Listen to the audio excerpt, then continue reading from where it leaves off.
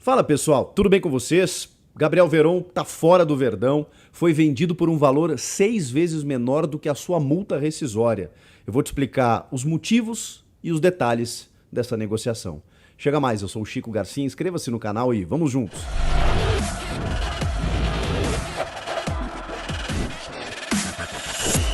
É claro que ninguém imaginava que o Gabriel Veron fosse vendido por um valor tão abaixo. 10 milhões de euros é 6 vezes menos do que a sua multa rescisória estipulada, de 60 milhões de euros. O próprio Abel Ferreira, há um tempo, chegou a dizer que o Gabriel Veron, quando se firmou no grupo profissional, que esse jogador não deveria sair ou ser vendido, a menos que fosse para o Barcelona e nos mesmos valores, nos mesmos moldes que o Neymar havia sido vendido do Santos para o Barcelona.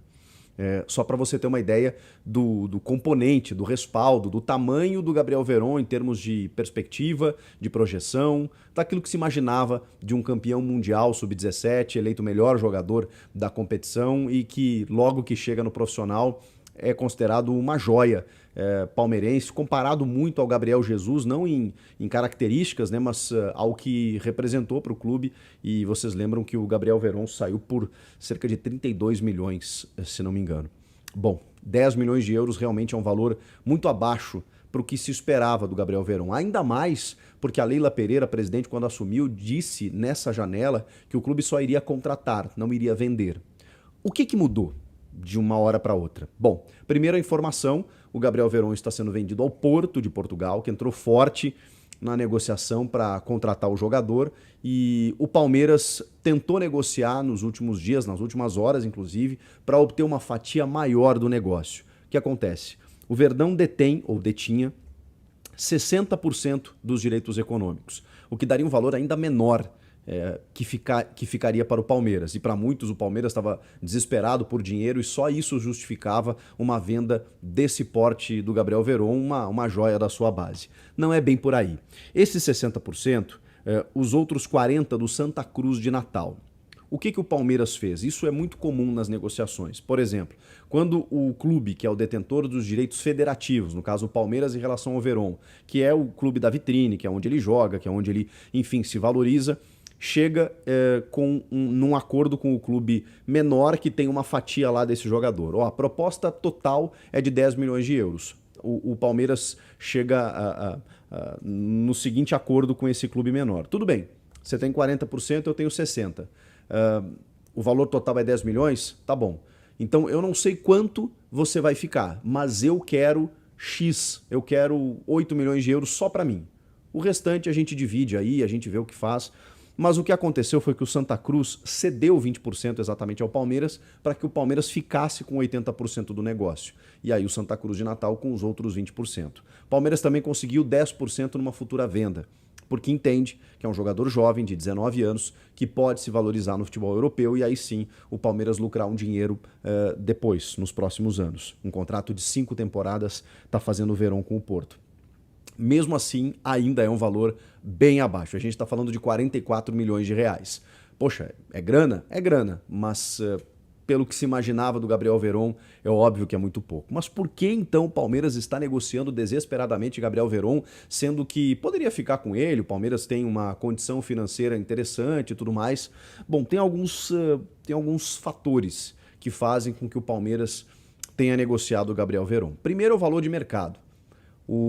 Quem define isso nos bastidores, a gente pode acompanhar, quem define o valor não é o clube que detém os seus direitos, não é o Palmeiras que define que o Veron vale 60 milhões de euros, é o mercado. E mesmo que ele tivesse propostas maiores, quando ele surge no profissional, essas propostas elas foram diminuindo ano a ano e os valores também foram diminuindo. Fora que a gente passou por um ano de pandemia e os valores não são os mesmos. Muita gente compara, poxa, mas o Vinícius Júnior saiu por muito mais, o Rodrigo e tal. Não estamos falando da mesma coisa. Tem uma comparação que é feita no vizinho. O Corinthians, por exemplo, vende o João Vitor, que é um zagueiro de 23 anos, também para o futebol português, por 8 milhões de euros.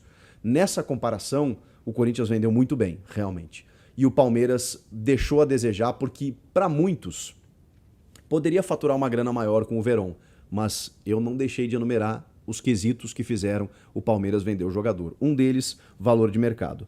O outro, lesões. O Gabriel Veron demorou a se firmar no time profissional, no time principal, porque teve muitas lesões musculares. Uma delas bem grave que o tirou dos gramados por muito tempo, vocês vão lembrar.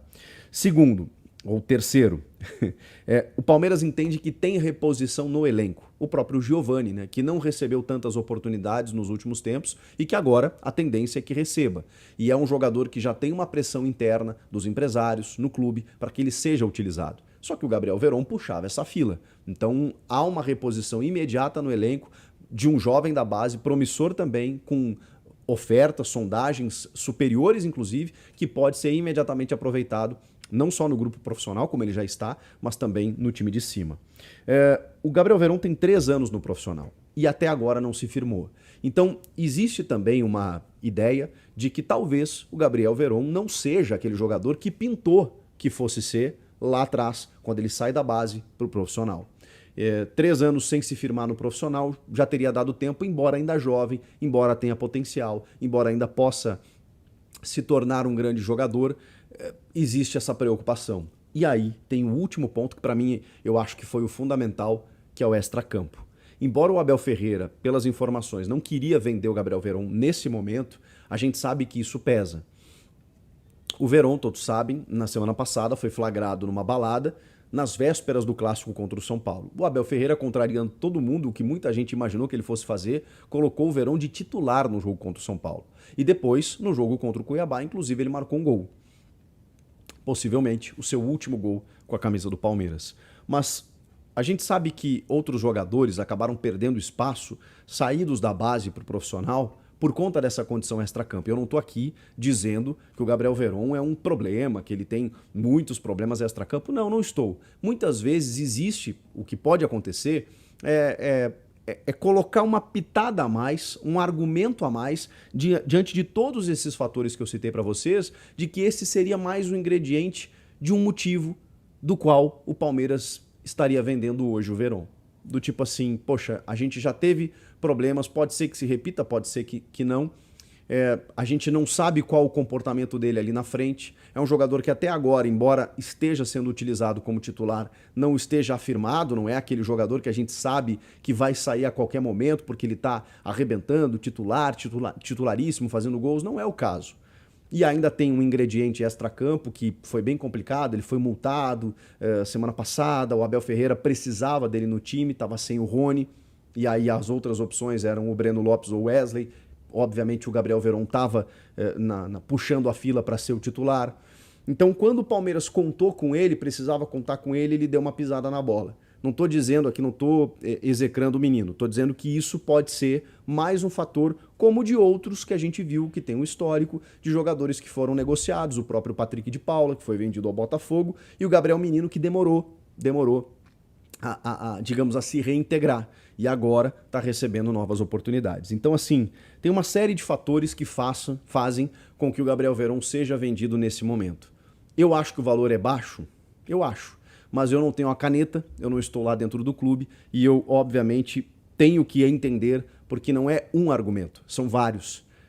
E, obviamente, quem tem essa responsabilidade de fazer uma venda desse tamanho, capaz de, talvez, se arrepender ali na frente, né? O dirigente que faz essa venda, ele tem que arriscar. Ele está trocando um dinheiro interessante que entra para o clube, mas pela perda de um valor. Esse valor ele vai ser acrescido nos próximos anos, a ponto de você pensar, se eu segurasse ele mais aqui, eu poderia faturar mais. Ou esse valor será depreciado no mercado e você pode pensar, bom, fiz a venda enquanto houve tempo. Infelizmente, essa resposta a gente não vai ter agora, só no futuro. Você já tem essa resposta? Comenta aqui, inscreva-se no canal e eu volto na próxima. Tchau!